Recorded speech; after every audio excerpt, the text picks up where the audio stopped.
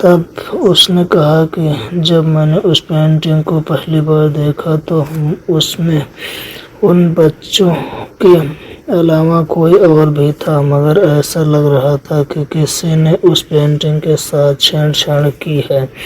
اور جب رونی living room میں آیا تو اس نے دیکھا کہ وہ عورت بھی اس پینٹنگ کو ہی دیکھے جا رہی تھی، اور تب اس پینٹنگ میں ان بچوں کے پیچھے اس عورت کی تصویر صاف نظر آ رہی تھی۔ اسی لیے مجھے لگا کہ یہ دونوں جڑے ہوئے ہیں۔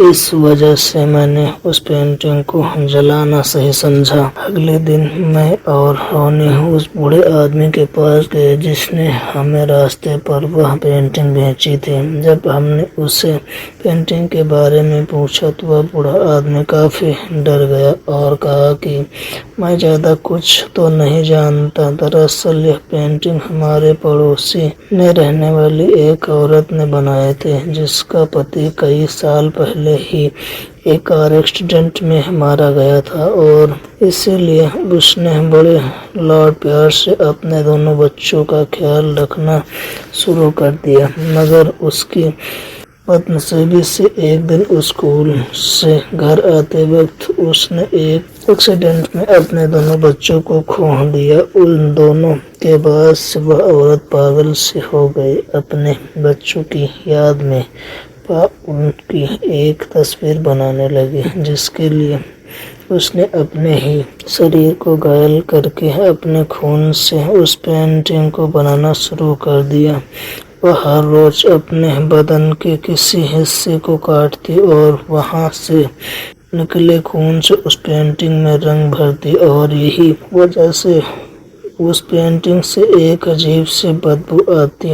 شریر میں خون کی کمی سے اس عورت کی موت ہو گئی، مگر اس کی حال چال پوچھنے والا کوئی نہیں تھا، اسی لیے اس کی موت کے بارے میں بھی پڑوسیوں کو اس کی موت کے ایک مہینے بعد پتہ چلا، جب آس پاس کے علاقے میں اس کی لاش کی بدبو آنے لگی۔ ایک دن جب اس گھر کے اصلی مالک نے وہ گھر خالی کیا تو وہی خونی پینٹنگ اس نے راستے پر پھینک دی۔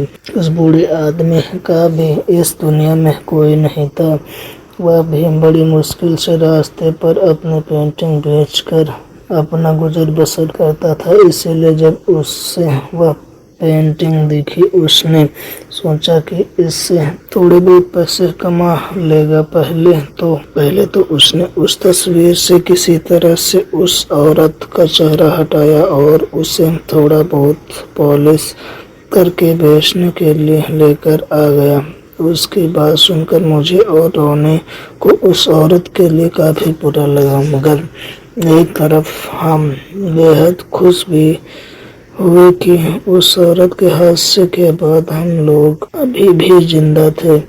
اس دن کے بعد سے ہم نے دوبارہ کوئی بھی پینٹنگ نہیں خریدی، مگر آج بھی اس عورت کا وہ ڈراؤنا چہرہ ہمارے سامنے آتا ہے تو ہم بہت ڈر جاتے ہیں۔ دوستو یہ اسٹوری اچھی لگے تو ہمارے چینل کو سبسکرائب کریں۔